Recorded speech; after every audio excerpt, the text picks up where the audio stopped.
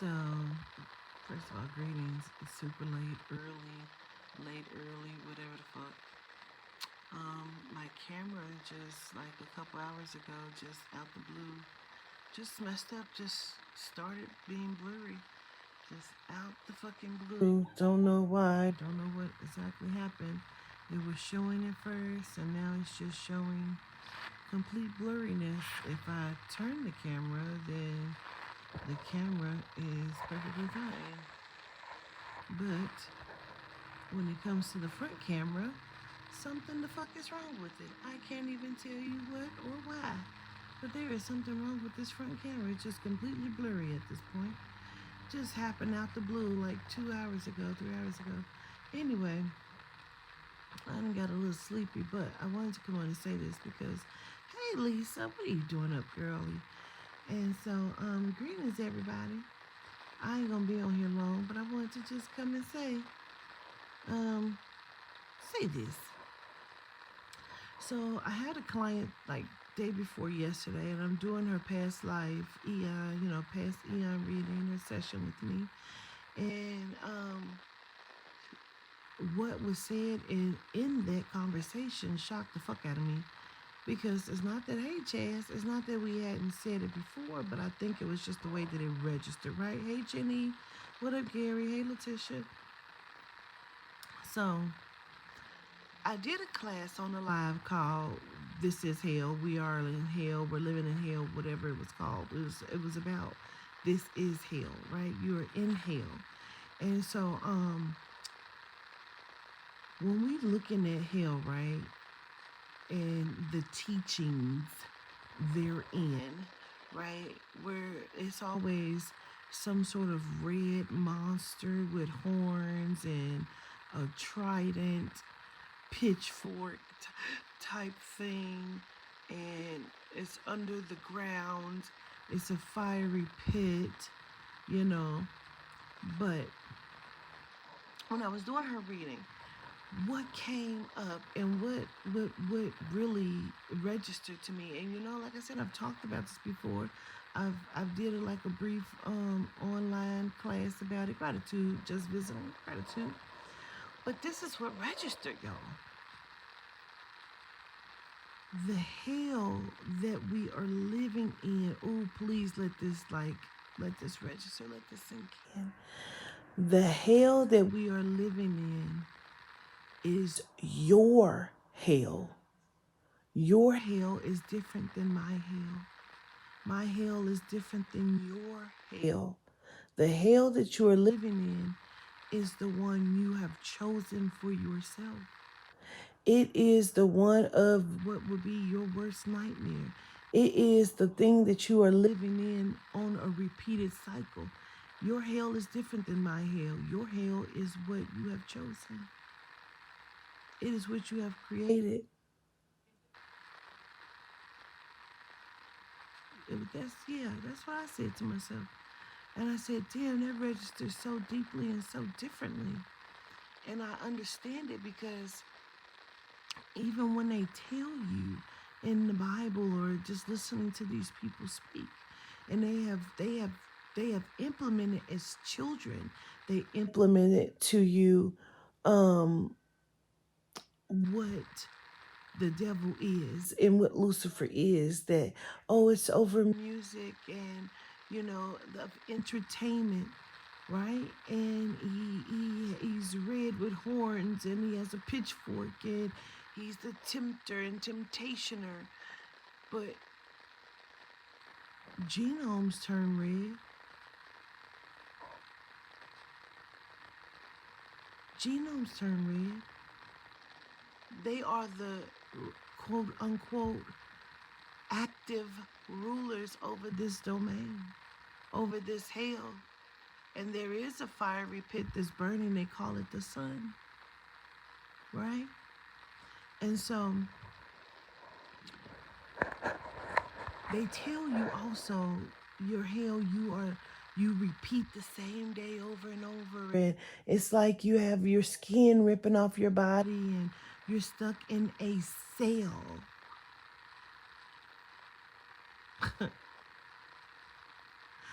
Your brain is a huge computer cell. And because you don't know how to activate it, you are therefore stuck in it because they have programmed it to where you're only capable of using a small part of your brain, which is also a hell, a cell. And so, because you are now living in your worst fear, think about that shit. Every day you get up and you repeat the same fucking day over and over again because, again, you've never lived another day outside of being put into sleep, placed inside of these vessels, stuck like a motherfucker. And so you're stuck in this hell on a loop. And so you're genuinely living in Groundhog's Day. You're living in the same day over and over and over again, doing the same thing. What do? You get up, you go to work, or you get up, you're sad, you get up, you take care of your kids. Every day you're on a loop doing the same shit. And meanwhile, you are watching everyone else's hell play out and you're living in fear. Your hell may be fear of something happening to you and your family. And every day you're playing this hell out and you go to bed like, phew, I made it one more day. Beep, beep, beep. You wake up, oh my God, something is going to happen. What is going to happen? It is your worst nightmare. It is the state of mind you are in, Jenny. It is your hell that you have created. But this person wrote a book. It was two people that wrote a book, and I was like, listen to this shit. It was, what is it, like 60 Minutes in Hell, and the other book is 23 Minutes in Heaven. It's both fuckery and bullshit, whichever way you place the title, but I'm just really looking at that shit. Really paying it attention. Your hell is what you have created. And the devils and their dominions, their demons, their minions are the genomes that are the rulers over this proceeding that keeps you bound inside of your own hell on repeat. And just as soon as you think you're getting out of the hell because you think you're going to outsmart the devil, which you possibly could, you are reminded of your worst nightmare and you're reprogrammed to go right back inside of the loop of hell. You're programmed to go right back inside of it when you don't even really have to. Some people's hell is being sick. And they may have had cancer and they got rid of it and went into remission and the cancer came back again. And it came back again and then it spread. This is the hell that you create. You're creating your own hell. But what would it be like for you to create your heaven? Isn't it crazy how you create your own hell, but you have yet to create your own heaven? Is it because they've programmed you in such a way that you can only fathom? Because they've made the thought of heaven so unobtainable that you can't reach it. You must die first to get to the heaven, but you can live in hell every day right now? What? That's crazy. But I can't reach heaven until I perish? That doesn't make sense, does it? When you can create your heaven right now, if you can create your hell, you definitely, for surely can create your heaven, your abundance of right now.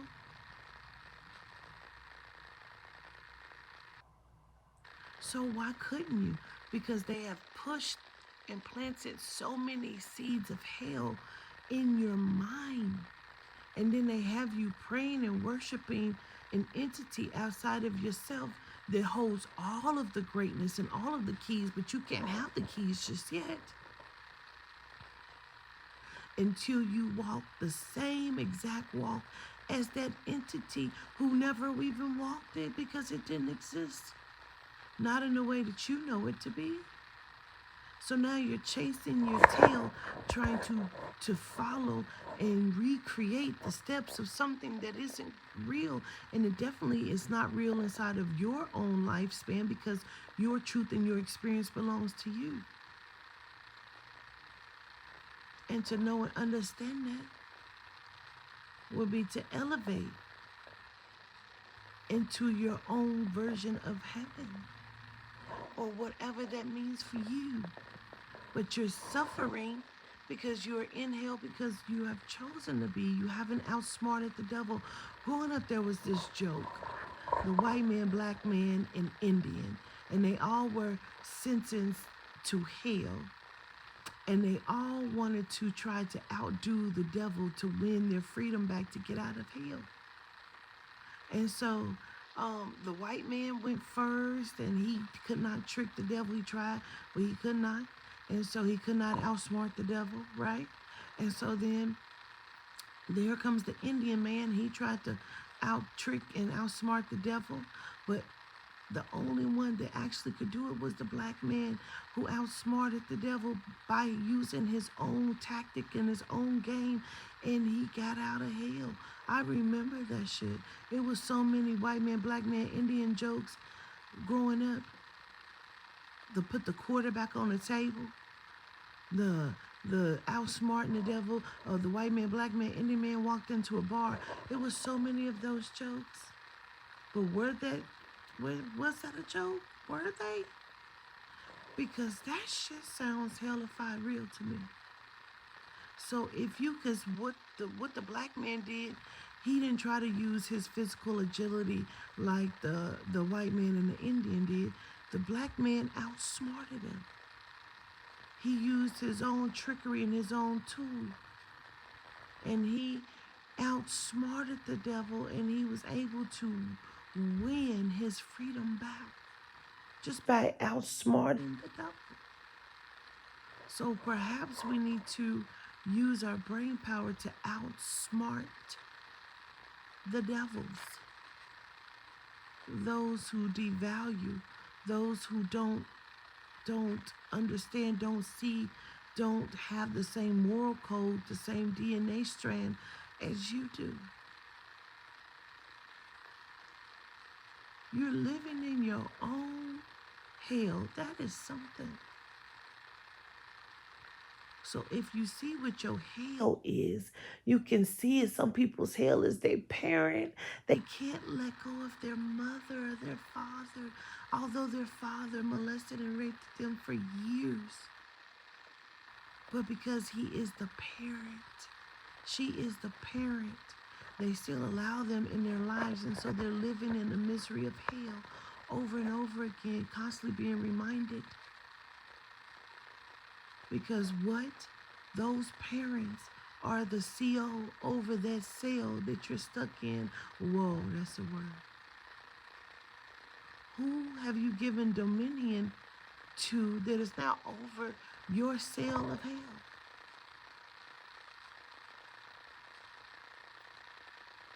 That's so interesting. Who have you given dominion to that is the CO over your cell of hell? You gotta really think about that.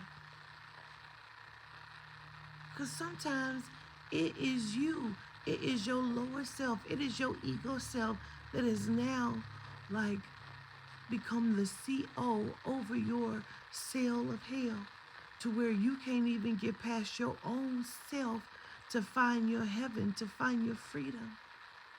You haven't even tried to outsmart nor trick yourself. You haven't even tried to outsmart or trick yourself. Like, wow. Your family, right, Lisa? Wowzers. Wowzers.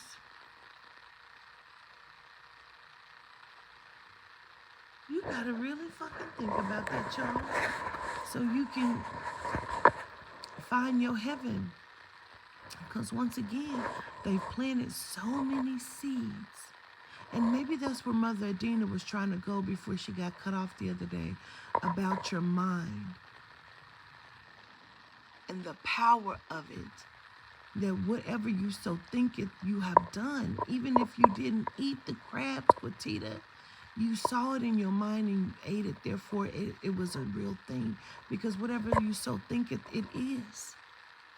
And that's why if it's in your mind, you crave it so deeply that sometimes you can't even fight it in the physical.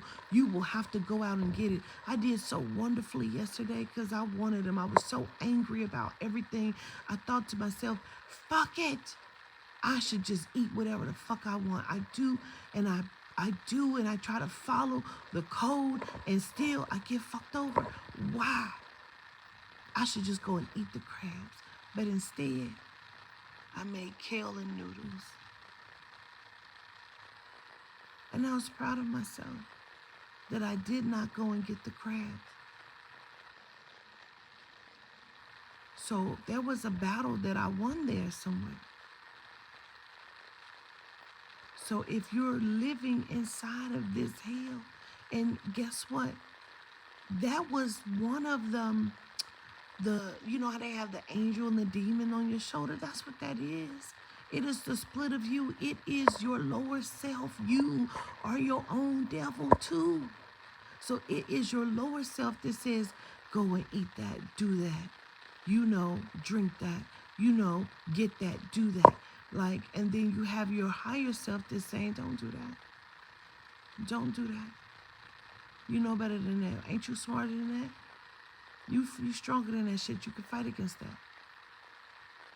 And sometimes you fight against that. So you're battling inside of your own hell cell. Sometimes we are the fucking CEO over our own cell of hell. Because you have not even allowed yourself to procreate the thought of what your quote unquote heaven would even be like. Because once you see your heaven, you automatically, boom, feel like it's unobtainable. Because you're so far in the pit of your hell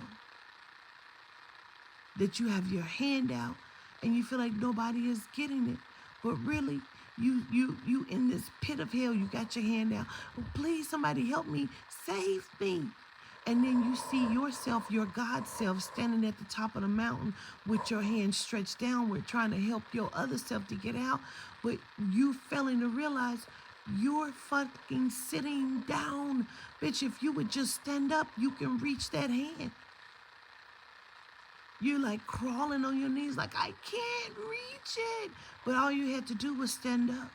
Because to stand up would be to elevate and help your own self up out the hell of the pit that you were in. I'm just saying. I just wanted to come on and say that because it was mind-blowing to me that I've taught on it and still didn't catch it. You still didn't catch it, Quatita, but I caught it. You are living in your own hell, the hell in which you have manifested and created by the seeds that were planted.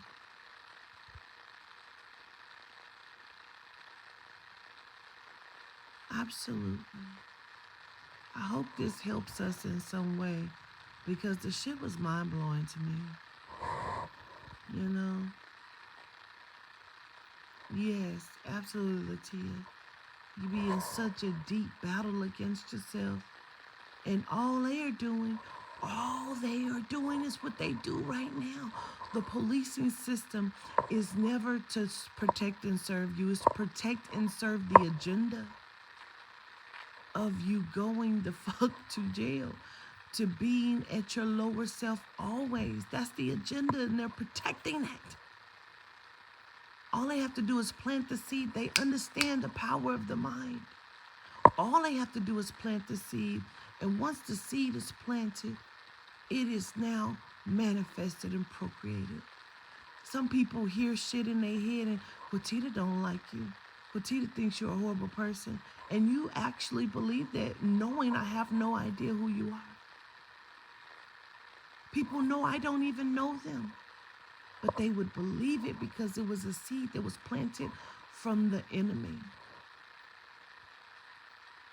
We must stand up and crawl up out of that hell, that pit. That's it. Stand up and grab that hand. That's it. Help yourself to help yourself. That's it. E for me, gratitude. That's what they wanted yesterday. They wanted me to succumb to the energy. I am more powerful than my enemy's weakest efforts. E for me. E for me. I was so ready to concede. I was so ready. The spirit and the soul got quiet. They didn't say a word.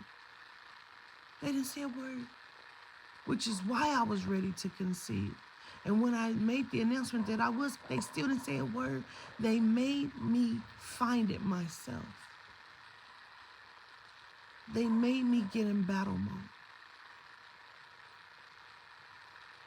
They're very, very irritated that I don't walk inside of the power daily. If you need to do work and magic daily, I don't care if you're just speaking it. Speaking it is so powerful. You can speak it inside of your mind. Sometimes they tell you, speak it inside of your mind. You ever tried to speak positivity inside of your mind and so many thoughts crowd your mind, you can't even say it to the point where you have to say it out your mouth because your mind is so chaotic, you can't even finish the thought? Come on, that's your hell. That's your hell. Everybody should be working. Everybody should be working in the spirit, in their power daily for each other as well as yourself. That's why it's one band, one sound. If one person perish, goddammit, the sound is off. It don't sound right. The band isn't playing up to its optimal capacity. So that means you got to clear your mind so you can have a complete thought inside of your mind. Because if they can get you to say it out loud, then they tell you, or if you say it out loud, that's why they say when you're submitting into the Jesus energy, they tell you, say it out your mouth. Because whatever you say in your head, they can't control it. So they must fuck with your thoughts and make your thoughts chaotic to where you can't even have a complete thought unless you say it out your mouth. Ah, boom, got it, grab it, get it. Got it. Snatched it, I got it. Don't worry, I got it, Dave. Yeah, she thought she had one. We did it. We must clear our mind. In whatever capacity, absolutely, Z, whatever capacity you can meditate, then do that as much as possible. That's my problem. My mind is always going 1,000,000 miles a minute. I'm always trying to think of a way, find a way, ask for a way, how to help, how to work, what to do.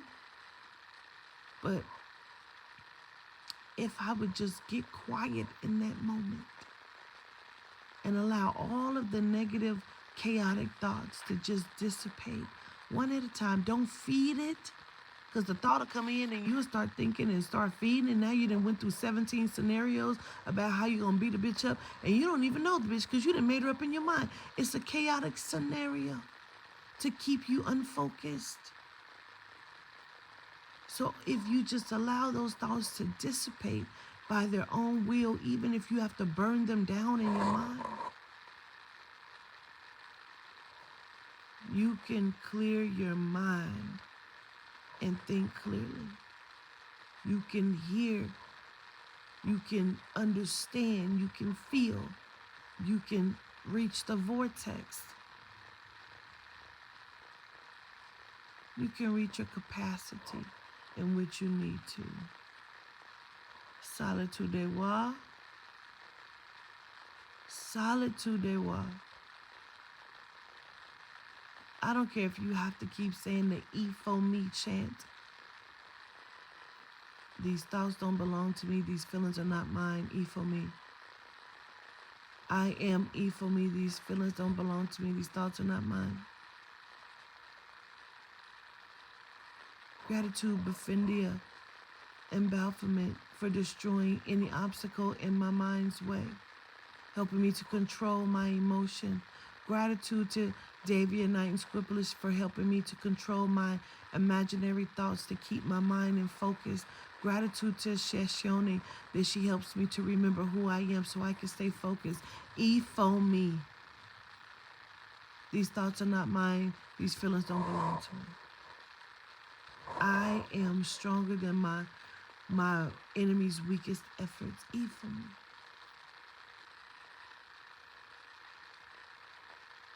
We are in our own personal hell. Your hell is going to be different than anyone else's. Your hell may be food and weight. And in your mind, you see the small, beautiful, shapely person who can control the diet and which you should have. But in your physical reality of your manifestation of your hell cell, you can escape the fat and the food, which is your hell. It's your punishment. It's how you punish yourself. Well, I love you all. E for me. En solitude de moi. Philippon de moi.